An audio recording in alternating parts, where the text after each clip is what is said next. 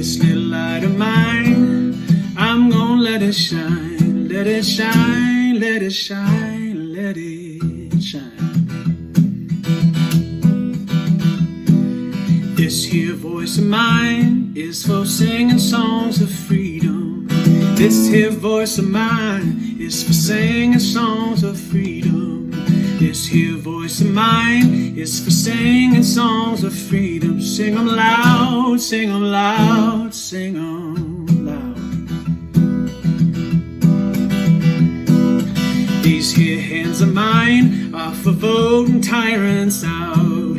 These here hands of mine are for voting tyrants out. These here hands of mine are for voting tyrants out. So vote 'em out, vote 'em out, vote 'em out. These here feet of mine march me to the polling station. These here feet of mine march me to the polling station. These here feet of mine march me to the polling station. Here I go, here I go, here I go. Yeah, this little light of mine, I'm gonna let it shine. This little light of mine, I'm gonna let it shine. This little light of mine, I'm gonna let it shine. Let it shine, let it shine, let it shine. See, this here voice of mine is for singing songs of freedom. This here voice of mine is for singing songs of freedom. This here voice of mine is for singing songs of freedom. Sing 'em loud, sing 'em loud, sing 'em loud. Vote 'em out, vote 'em out, vote 'em out. Vote them tyrants out, vote 'em out, vote 'em out. See, here you go, here you go, here I go. Let it shine, let it shine, let it shine.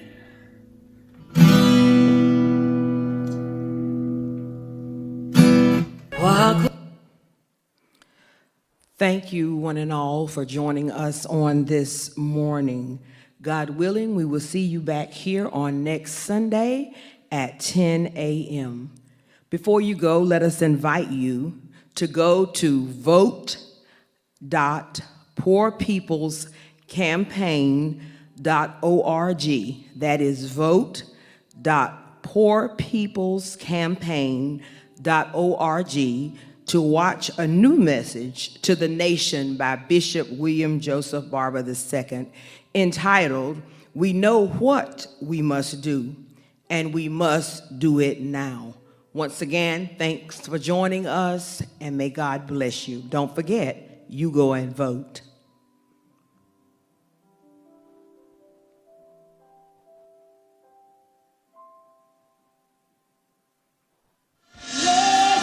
Jesus the Calvary. Love caused him to give his life for you and me. That's love, that's love, that's love. That's love. Hallelujah. Hallelujah. Hallelujah. Hallelujah. This summer, we take action to fix what's broken. And in order to change our society, we must play an active role in shaping it. And that begins with voting. For a long time, the black community has been disenfranchised and not allowed to vote. That disenfranchisement was a strategy to ensure society did not reflect the needs and priorities of people of color. In contrast, voting is a strategy to help society in our image. It is our best means of reclaiming power. Remember who you are voting for. We must hold our elected officials to the task. People make promises. We must examine those promises. And the election does not end on election day. We have to continue to participate in civic engagement throughout. So You have to think of who is going to advance policies that are in the interests that align with yours. The politicians you vote for are less important than the people in your community on whose behalf you are compelled to cast your vote. As it says in the book of Proverbs, whoever closes his ear to the cry of the poor will himself call out and not be answered. So please, as we try to create a better society designed to live up to those less fortunate than us, we must exercise our right to vote. Voting is how we bring to fruition our vision of an ideal society, and a call to chapel reminds us of our values, our principles, and our mission before we have to make such an important decision and take important action. May God bless. Hi, my name is Catherine Lewis, National President of the Charmettes Incorporated. I am Kimberly Jeffries Leonard, National President of the Links Incorporated. Guinevere Catchings Hess, the Black Women's Agenda. I'm Barber Perkins, President of the International Black Women's Public Policy Institute. My name is Everett Ward, and I serve as the General President of Alpha Phi Alpha Fraternity Incorporated. I am Glenda Glover, International President and CEO of Alpha Kappa Alpha Sorority. I'm Reuben Shelton, Grand Polemarch of Kappa Alpha Psi Fraternity Incorporated. My name is Dr. David Marion, and I am the Grand Basileus of the Omega Psi Phi Fraternity Incorporated. I'm Beverly Smith, National President and CEO for Delta Sigma Theta Sorority. I'm Chris Ray, International First Vice President of Phi Beta Sigma Fraternity Incorporated. I'm Valerie Hollingsworth Baker, the International Centennial President of Zeta Phi Beta Sorority Incorporated. I am Rashida S. Liberty, 25th International Grand Basileus of Sigma Gamma Rho Sorority Incorporated. My name is Andre Manson. I'm the 22nd International Grand Polaris of Iota Phi Theta Fraternity Incorporated. My name is Vanetta Cheeks Reader, and I'm the National President of the National Panhellenic Council Incorporated. Voting is about making change and things better. We know that transforming communities means getting people to exercise their civic responsibilities. We should all vote out of respect and tribute to our ancestors. The importance of your vote is to restore honesty, decency, justice, and fairness. Voting is the fundamental exercise in this nation to determine the leaders that represent our interests. Vote with the knowledge that God is in control. So vote like your life depends on it, because it really does. We're not just voting for ourselves, but for the future of our village and for those whose freedoms and equitable rights are in danger. 2016, if it taught us anything, it is that elections have consequences. And 100 million eligible people did not register to vote in the last election. Let's work on closing that gap. This election cycle will determine the future of our nation. So please, be there. Show out, show up, and be counted in the number. Make sure everyone you know gets to the polls. It may be challenging, but it's important that we all show up. We need you at the polls for the sake of our communities, our people, and our future. Please get out and vote. Thank you. I have resilient faith. I have resilient faith. I am voting because it is my right. Because I know how important it is for me to exercise the rights for which my ancestors fought. I vote. I am voting because it's my responsibility. It's my responsibility. Because issues on the down ticket matter just as much as the presidential election. Because it is my duty. My right. My life depends on it. My vote matters. Because my voice matters.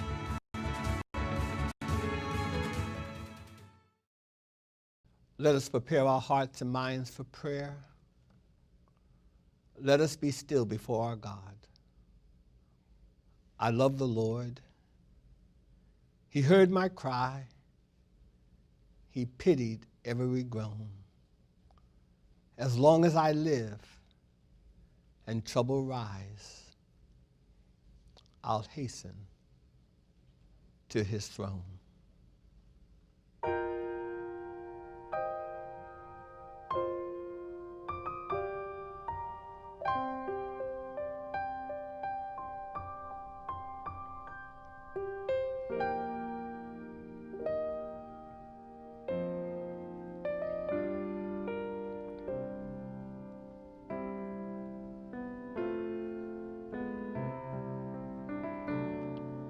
Most gracious and loving God,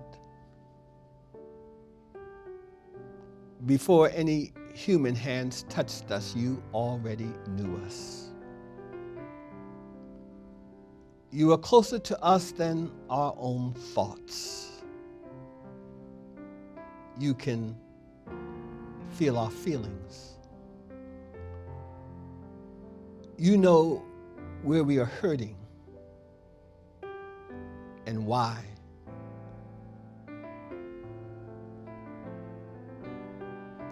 You know the thoughts and the attitudes of our hearts, the things we struggle with, and the things we struggle against. You know what is going on in our nation, the spiritual wickedness in high places, the forces that are seeking to take us back to a way of life that is against life, against what is good, against what is right, and against what is decent. As we grapple with these issues of life and death, help us to believe, oh God, that you created us. You called us into existence for such a time as this. You made us a people whose legacy was shaped by adversity. We come believing that love is stronger than hate. Let not those who are fanning the flames of hatred and division fan harder than we are loving. As the poets, give us the eyes of faith to see that truth crushed to earth will rise again. Make us to see, oh God, that although the arc of the moral universe is long, it is bending because we are pushing it towards justice. Make us to understand, oh God, that you did not bring us this far just to leave us. You have a hope for us, a future for us. You have a hope and a future even for this nation. Touch us now where we are hurting. Heal us so that we may heal others. Empower us so that we may empower others. Fill us, O God. Fill us with enough compassion to cause us to see you in the faces and the struggles of people who are hurting. To see you in the faces of our poor and those who have no one to care for their health. To see you in the faces of strangers seeking refuge and their children who are forced to live in cages. To see you in the faces of all who find it hard to breathe and whose cries for help go unheard.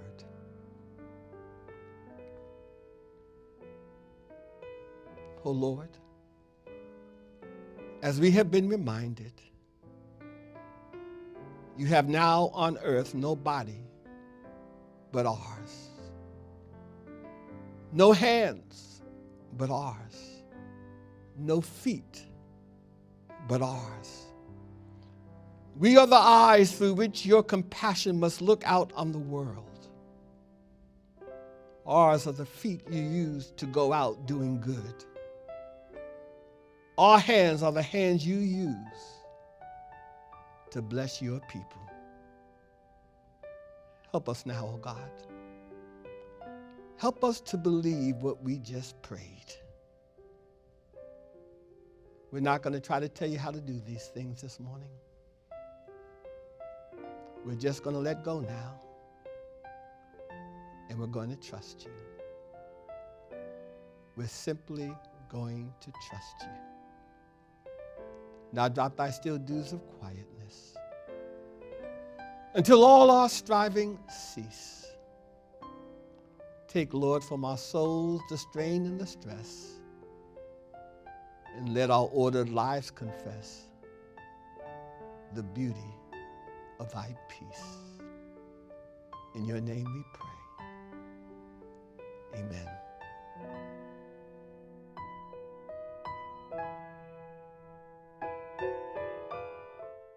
Lift every voice and sing till earth and heaven ring, ring with the harmonies of liberty. Let our rejoicing rise high as the listening skies. Let it resound loud as the rolling sea. Sing a song full of the faith that the dark past has taught us. Sing a song full of the hope that the present has brought us. Facing the rising sun of our new day begun, let us march on till victory is won. Stony the road we trod, bitter the chastening rod, felt in the days when hope unborn had died. Yet with a steady beat, have not our weary feet come to the place for which our fathers sighed. We have come over a way that with tears has been watered. We have come treading our path through the blood of the slaughtered. Out from the gloomy past, till now we stand at last, where the white gleam of our bright star is cast.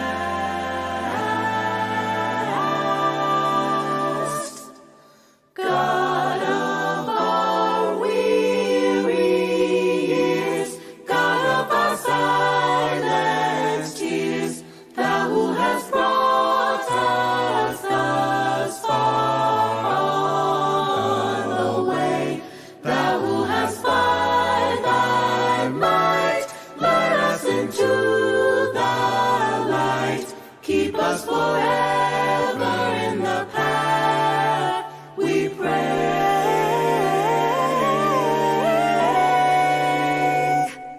Lest our feet stray from the places, our God, where we met thee.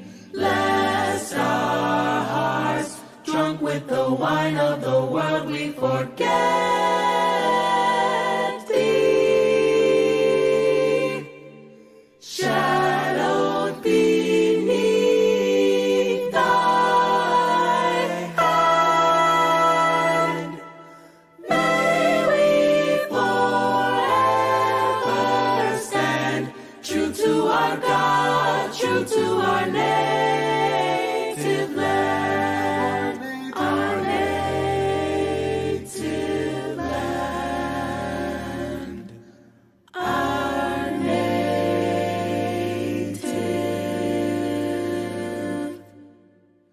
land.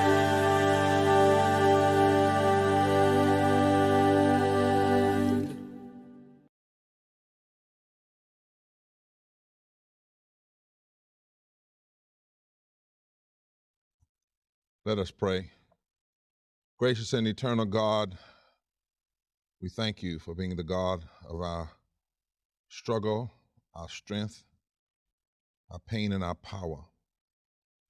We know, God, whenever you call men and women to preach, you take the risk of putting treasure in trash, treasure in an earthen vessel. that the excellency of the power might be of thee and not of us. So hide me behind the cross, cover me in your blood, fill me with your spirit, and let the words of my mouth, the meditation of my heart be acceptable in thy sight. O Lord, my strength and blessed Redeemer. Amen. I'm so honored today to be on the campus of Howard University, the historic Rankin Chapel, be with my friend Dean Richardson, thankful to the president of this university and all of the students and all of those who've made this possible for this national sermon from this historic holy place on behalf of the Poor People's Campaign, a national call for moral revival. Today I want to lift the subject, we know what we must do and why we must do it now. This Sunday, when the church remembers all the saints, both living and dead, is also the last Sunday before the end of the election season in the United States. As we look back at the great cloud of witnesses who've gone before us and look ahead to a pivotal week on our common life, I want to try to lift up two single verses from the letter to the Hebrews. Hebrews 10:39 reads, "But we do not belong to those who shrink back and are destroyed, but to those who have faith and are saved." Then in the 12th chapter of Hebrews, it says, the first verse, "Therefore, since we are surrounded by such a great cloud of witnesses, let us throw off everything that hinders and the sin that so easily entangles, and let us run with perseverance the race marked out for us." Hebrews was originally a letter to a scattered people who suffered the imperial leadership of Imperials Claudius and Nero, emperors, Caesars, authoritarians, egotists, who would lie, who would cheat, who would control, who would do anything to hold on to power. These Christians, like their ancestors in Egypt, knew that the outburst of evil rulers could always make life more difficult.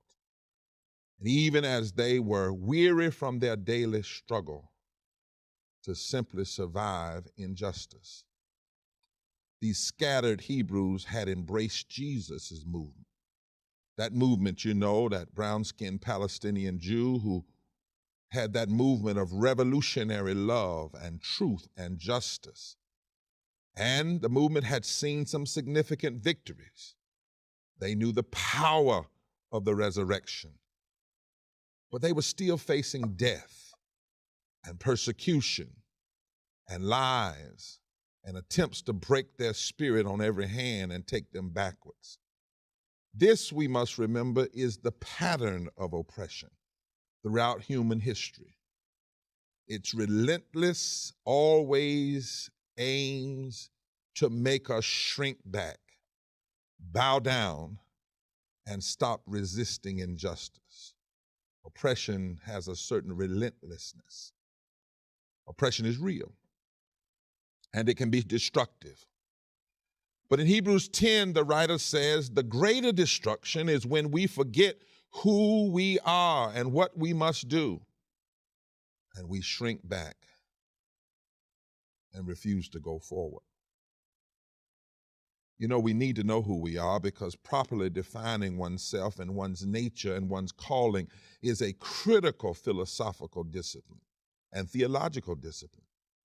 And it has penetrating and practical implications, particularly when one is in crisis or facing seasons of challenge or confronting threats which seek to take your identity or redefine who you are.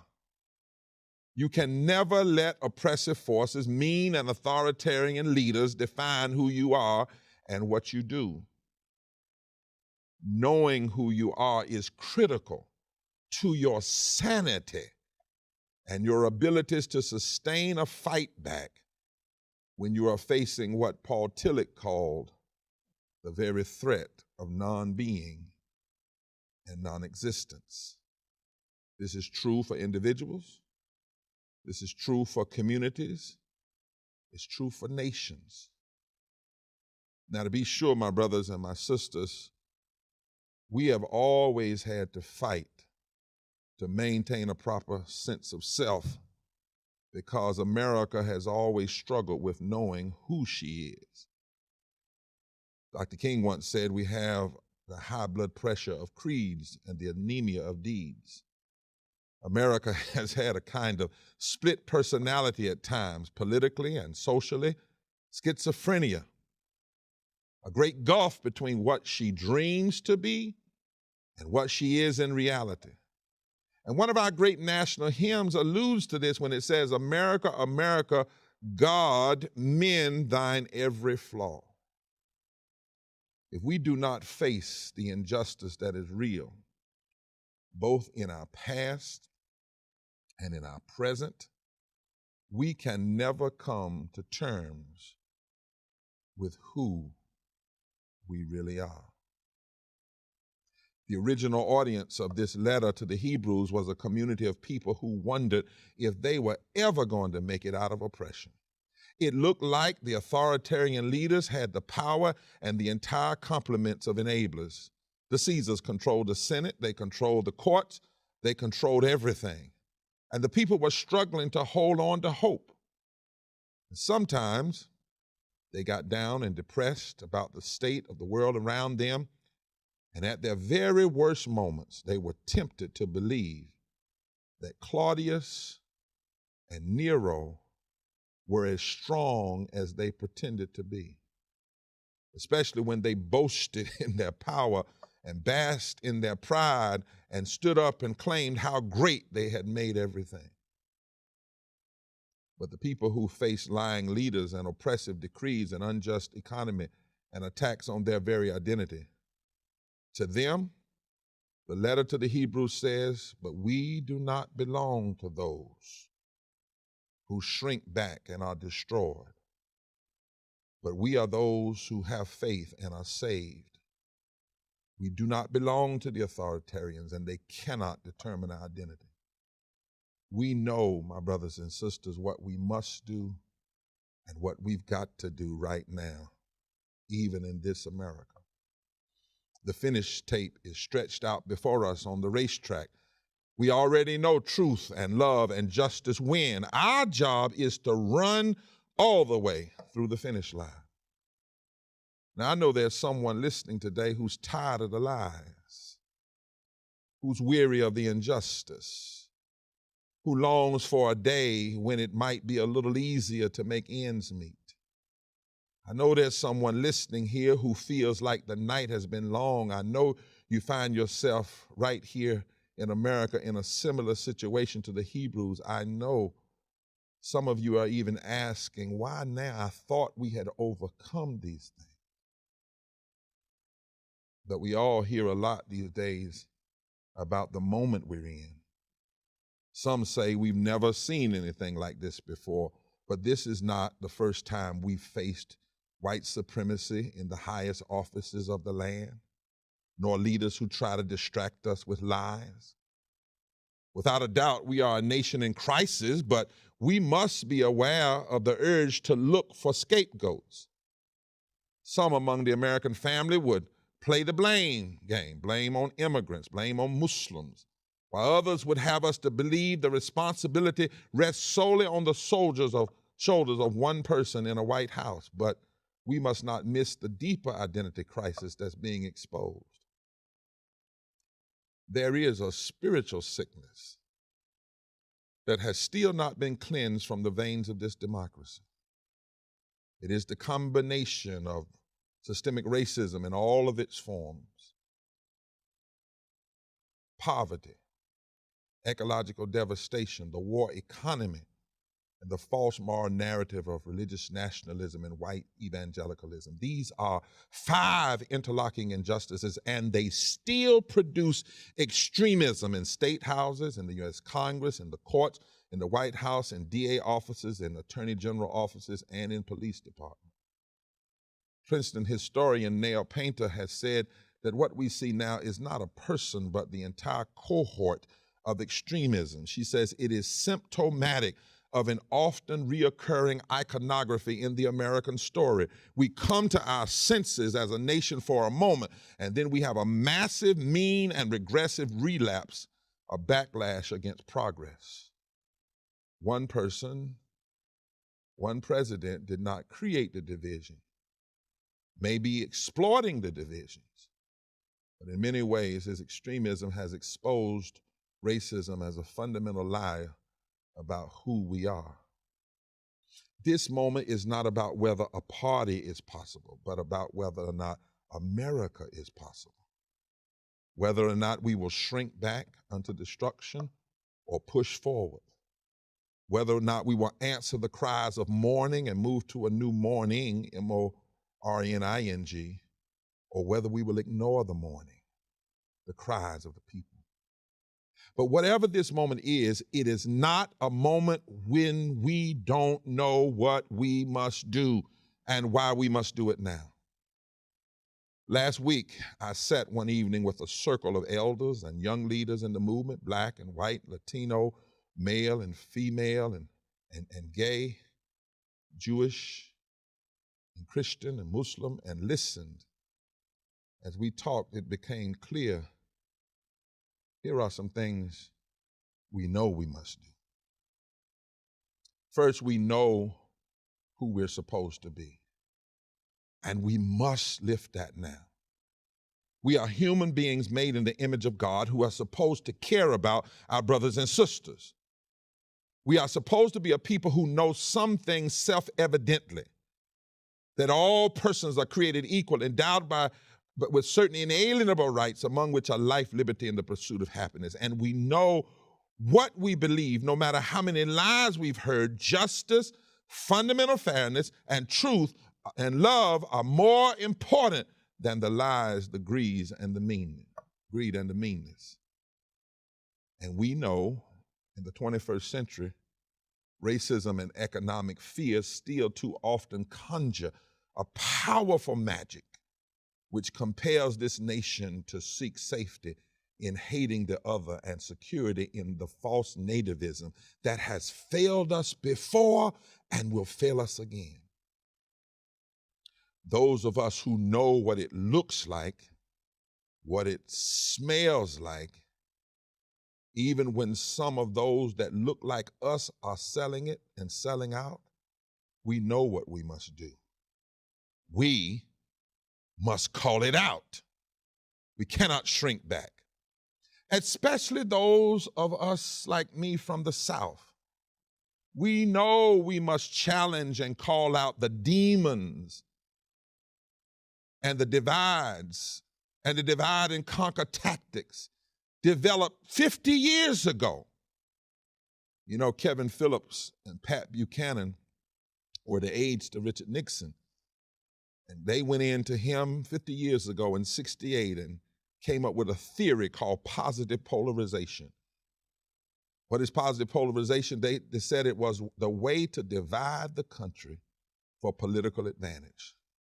And some of you will remember the key line that Buchanan ends that memo to Richard Nixon on, because it's quoted in Jonathan Shell's magnificent 1976 book, The Time of Illusion.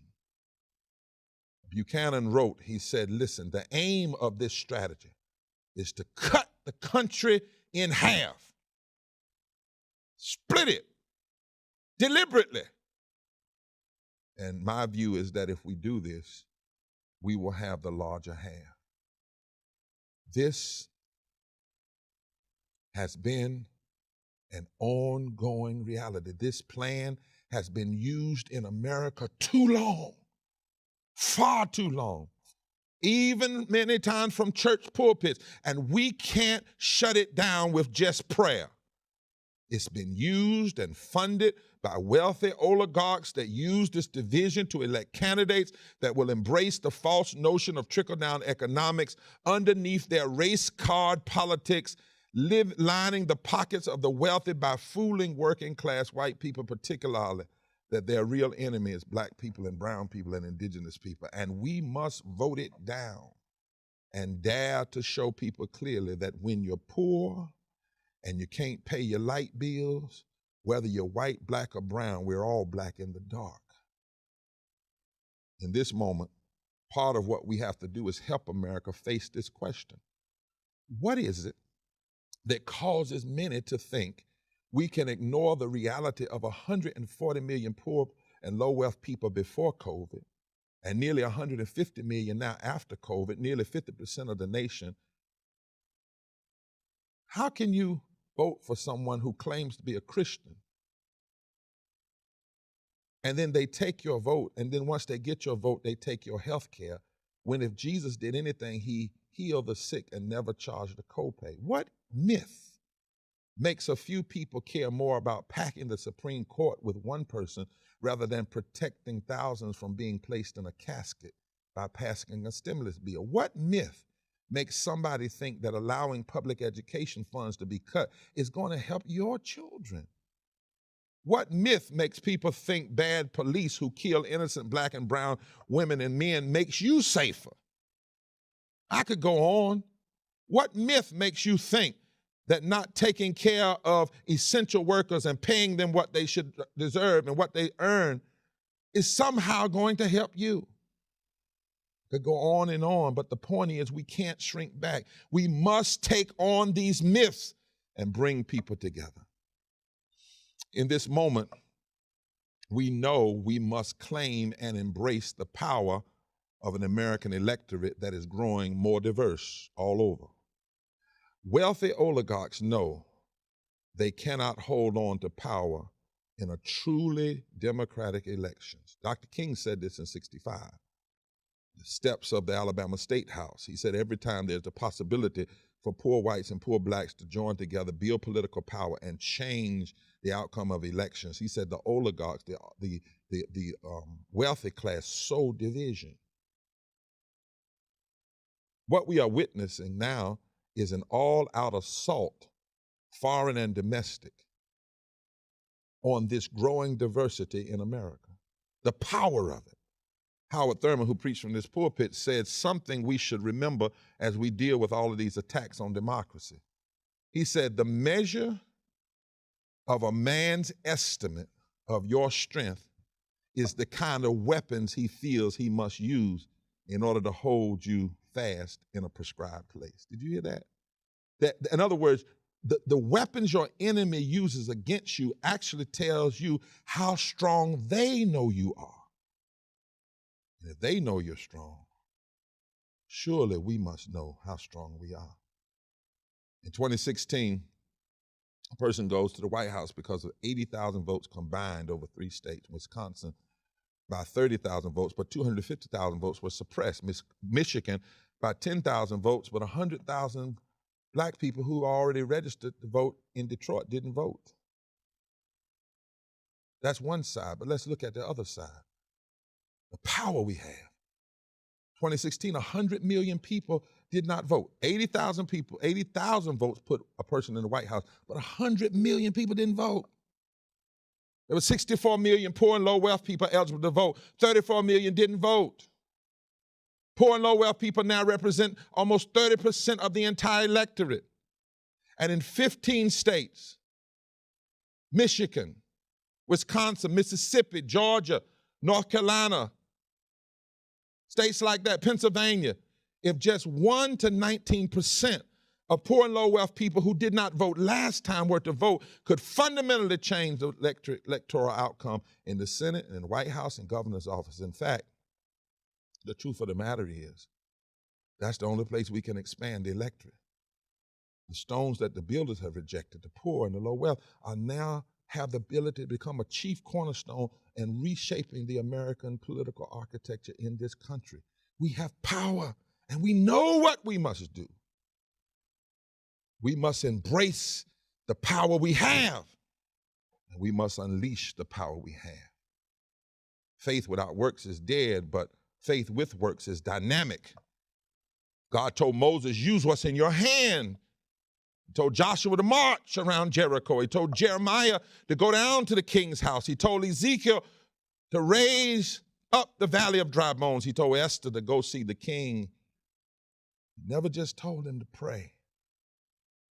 He told them, like Rabbi Heschel said some years ago, to put legs on their prayers. And if we use what we have, God can give us what we need. The rejected people of this land called America don't have to shrink back. We have voting power like never before. Black people and brown people and red people and Asian people and white people and gay people and straight people. We all come together, and people working for less than living wages and essential workers. We have the power. There comes a time you have to just tell the truth. And the truth is, we must organize a movement against injustice, not against the lives of our fellow citizens, but against the structures through which society is refusing to lift the load of oppression and poverty. And that time to do it is right now. We know what we must do. And we know why we must do it now. And we know that we must understand our vote is a sacred repentance when we vote this Tuesday. When we vote Tuesday, it must be a repentance for all the times that we've sat out, for all the times we didn't use what God had given us. The vote on November the 3rd must be a repentance for not having voted our strength. It's time to stop looking at those who have hurt us, but to look at what we have the power to do. Because when we don't vote, we give up our voice. We give up our voice, and we can't give up our voice because our voice comes from God. Our vote on the 3rd is a vote of re-engagement. It must be. We must have a vote of re-engagement. In this election, we must say with our vote, from this day forward, we will never give up our power again. From this day forward, we must know that we are not shrinking spectators that just watch other people act upon us, but we must be active participants, citizens working toward a democracy, a genuine democracy. And we must see our vote as a sacred possession. The truth is, anyone who attempts to suppress the vote is trying to deny your humanity, because in Hebrew, the word for vote and voice is the same word, kol. That's the word in the Bible, kol. But we don't give the vote in this country to pets, parakeets, and puppies. We only give the vote to people 18 years or older, born or naturalized in these United States. So anyone that is trying to steal your right to vote or suppress it is trying to suggest you're not made in the image of God, and that ought to offend you. It ought to make you say you cannot ever trample on who God made me to be. People fought for it because they knew it was already theirs. They weren't fighting for something that wasn't there. They were fighting for something no human being had the right to take. And we must know that voting, as I talked to my brother Coates, Taisha Coates, we were talking about this day, this sermon, and he said, we must remind people that voting is the first step. November 3rd is the first step. Early voting is the first step toward the political, social reconstruction, not just reckoning, but reconstruction. We need reconstruction, not only of policy, but people being in office that come from the people that are being hurt so that they can change the policies of hurt. We are not trying on November the 3rd to get back to normal. No, it's the first step. We are pressing on toward the finish line of the kind of society God would want. I tell you today, people without health care aren't voting for a return to normal, where last year there was still 87 million people without health care. Coal miners I've met in West Virginia aren't trying to get back to normal. And they've lost their pensions before this year, and mountaintop removal floods and damages their home. Poor farmers aren't voting to get back to normal. Black people who are dying at a rate 3 and 4 times higher from COVID are not trying to get back to normal. We're not trying to get back to the normal, the voter suppression that existed before this year. We're not trying to get back to the normal 62 million people working without a living wage before this year. We're not trying to get back to normal. Essential workers who didn't have living wages and sick leave and decent unemployment. We aren't voting for normal. We must remember that even in 1963, when Dr. King at the March on Washington, people say the speech was entitled, I Have a Dream, but that wasn't the title. The real title of that speech was Normalcy Never Again. And this must still be our cry. Normal is not what we need. Transformation is what we need. And our vote must be for transformation. And finally, we know what we must do. We must vote with the knowledge that the ancestors are with us. Hebrews said a great cloud of witnesses. I'm reminded in the movie Amistad when Senku and others who have been made slaves are about to face trial over whether they are property or human beings. And Senku, that proud black man who led a revolt on a slave ship called Amistad, he's talking to John Quincy Adams, who will argue the case. And Senku is speaking in Mindi. And he says to John Quincy Adams, we won't be going in there alone. And John Quincy Adams said, alone? Oh, indeed not. We have right at our side. We have righteousness at our side. We have Mr. Baldwin over there. And Senku, speaking in his African language in Mindi, translated by Covey, says, no, I meant my ancestors. He says, I will call into the past, far back to the beginning of time, and beg them to come and help me at the judgment. I will reach back and draw them into me, and they must come, for at this moment, I am the whole reason they have existed. We must vote this November knowing the ancestors are with us. We must vote knowing that those who have died recently are with us. We must vote in a way that proves that they are not forgotten and their unnecessary deaths are not in vain. The 250,000 and growing number of people who didn't have to die. When we vote, we must remember them. All Saints' Day. Today, this season is a time when we remember not the spooks and the ghosts, but the ancestors and the spirits of the martyrs and those who stood for right. It's when we remember the dead, we must remember all of the souls who have died unnecessarily. And we must fight in their name. We must vote in their name. We must draw them into us. We must hear them applauding us, telling us to run on and to vote on and to stand on. From the corridors of heaven, they are surrounding us. We must vote that this never happens again. We must vote for them. Our text calls us to remember the martyrs who lived by faith before us. Hebrews 10:39 reminds us that refusing to shrink back is who we are. In fact, this exhortation to run on, to finish, is preceded by one of the most beloved passages. You have Hebrews 10:39, and then you have Hebrews 12, but between 10 and 9 is 11, and this beautiful passage some call the roll call of faith. It is a litany of the saints within the scriptural record. Oh, what a list it is. And it's there to remind us that what we're being asked to do, not to shrink back, to run on through the end, to stand. What we're being asked to do in this moment, what we must do is simply what others have already done. Now the torch is passed to us. It's not new, it's just our time. Every generation has its Edmund Pettus Bridge. Every generation has its civil rights movement. Every generation has its time of struggle. It's ours.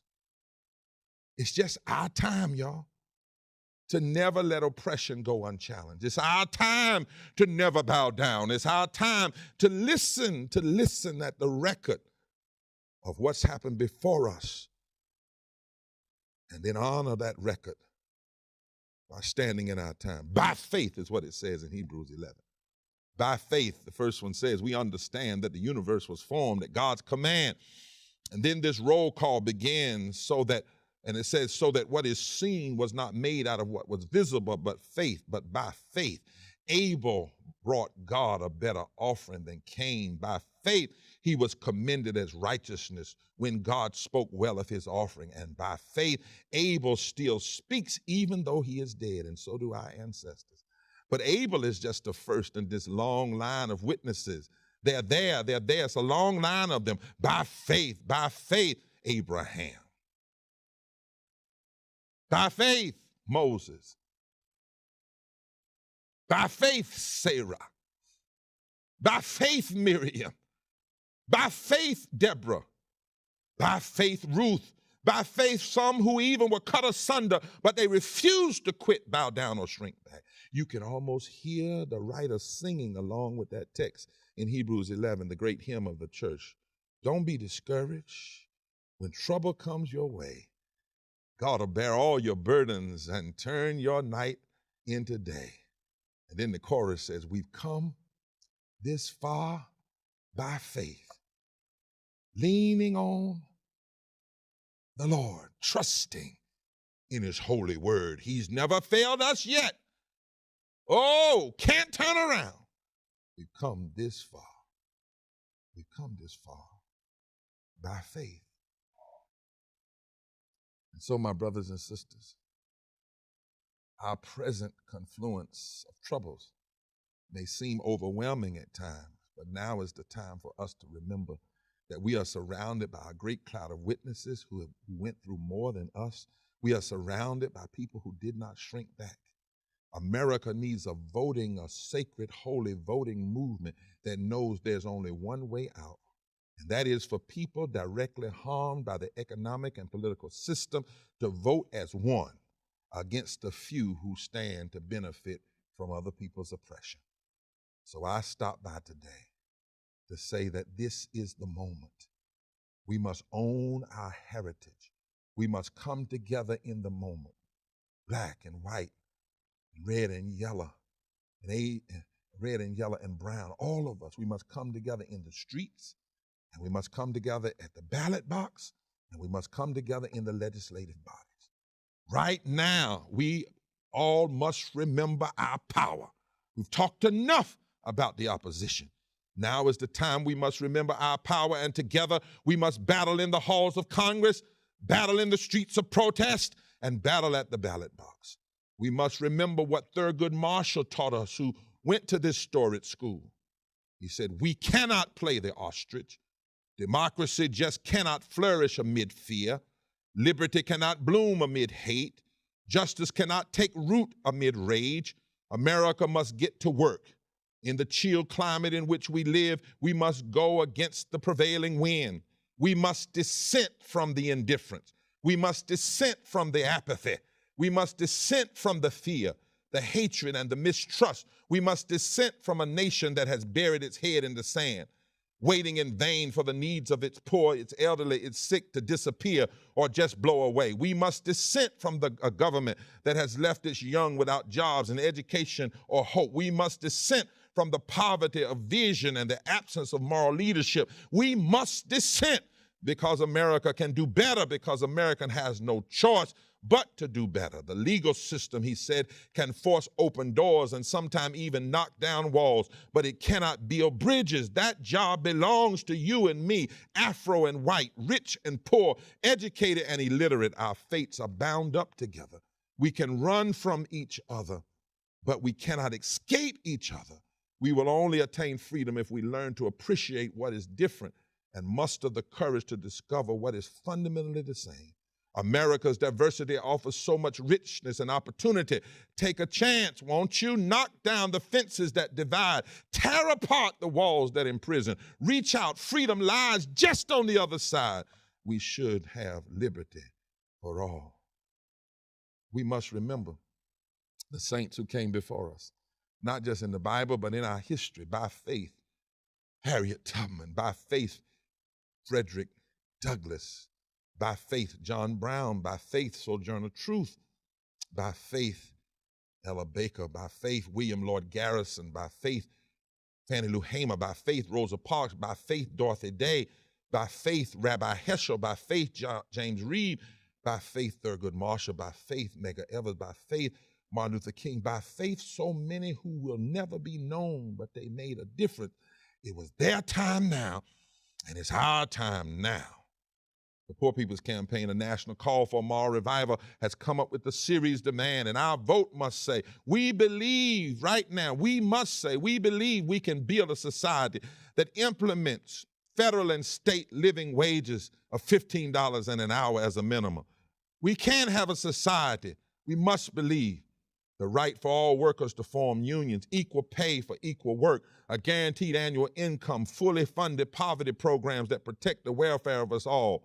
We can repeal the 2017 federal tax law. We can demand that the wealthy corporations pay their fair share. We can have a world where we end military aggression and warmongering. We can demand that we stop the war on our poor. We can demand that we stop the privatization of military budget and we stop increasing military spending and instead spend money on building up our community. We can have Medicaid in every state and single-payer universal health. We can expand all of those things. We can vote that way. We must do it now. We must vote in such a way that says we want immediate restoration of the Voting Rights Act. We want it now. We want it now.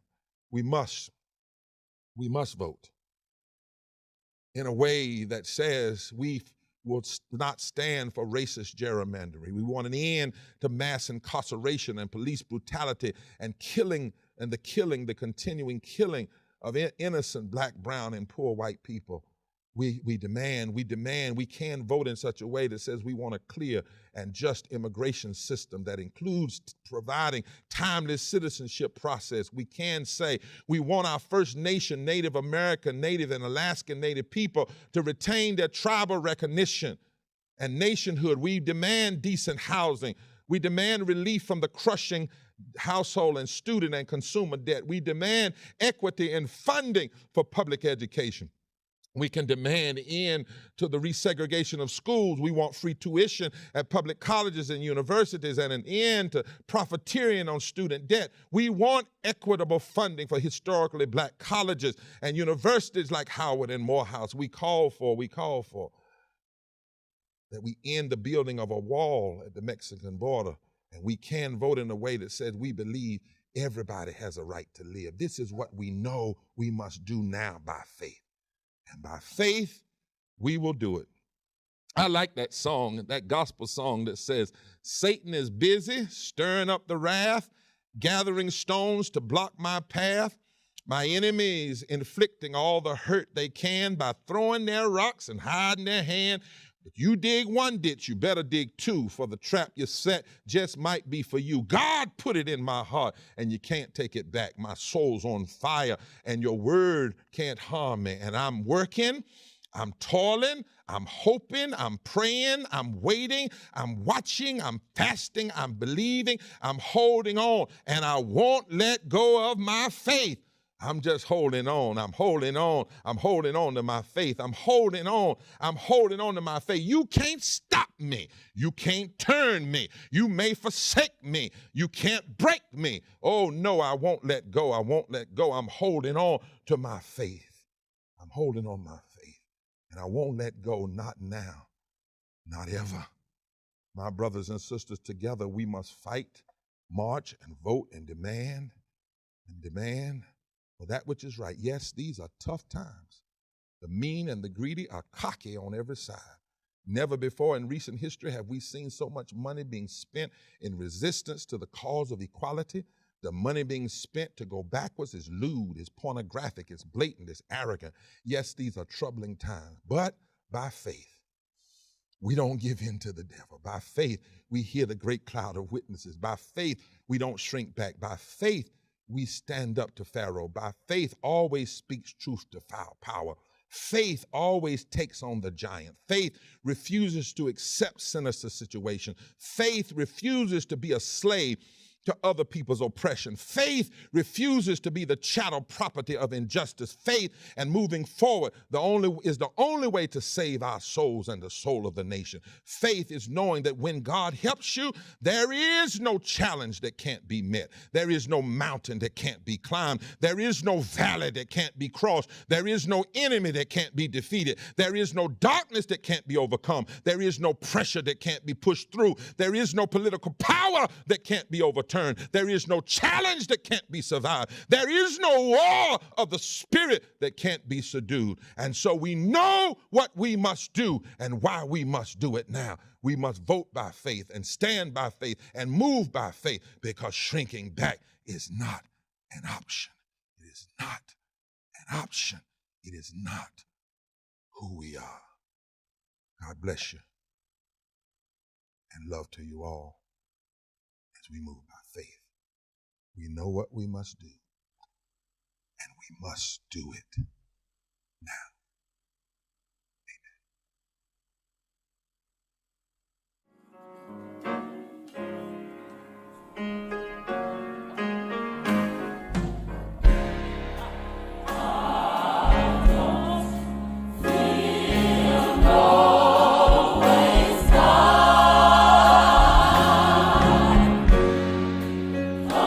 Too far from where I started.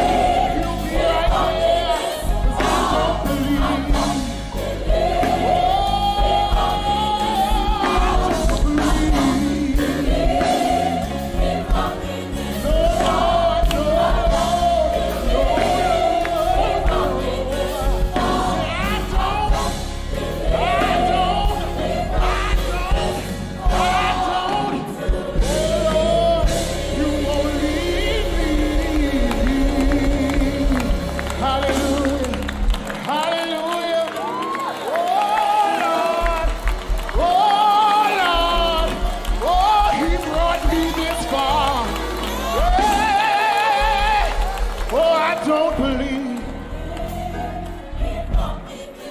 Oh, I don't. Oh, he'll be right there. Oh, Lord, we've come a mighty long way. Oh, I can't turn back now. Yeah, he brought me this far. Yeah, Lord. Oh, Lord. Oh, to lead me.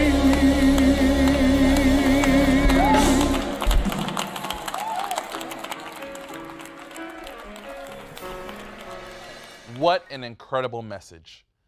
Though the physical doors of the chapel are closed, the chapel remains open and vibrant as we continue to support the entire Howard University community. We need your financial contributions. To support the ministry of the chapel, simply visit our website, chapel.howard.edu. There you will find a give link. And in this time of uncertainty, never forget the power of prayer. You may submit prayer requests via the chapel website as well. Following today's service, members of the entire Howard University community are invited to join the Poor People's Campaign's nonpartisan Text Bank initiative at 1 p.m. Volunteers will text poor and low-income infrequent voters to encourage them to get out the vote. In the final stretch leading up to Election Day, we are looking to ensure that their vote is protected. For more information on how to register to volunteer for the Poor People's Campaign Text Bank, please visit the link below. Also, join us Monday, November 2nd at 7 p.m. for another installment of our Communal Conversation series. Communal Conversation, a communal duty. You'll hear from Howard students as they express their sense of responsibility in altering the political landscape for a better future. To stay up to date on all things Chapel, follow us on social media, Twitter, Instagram, and Facebook with the handle @HowardUChapel. Take a moment now to subscribe to our YouTube page and like us on Facebook.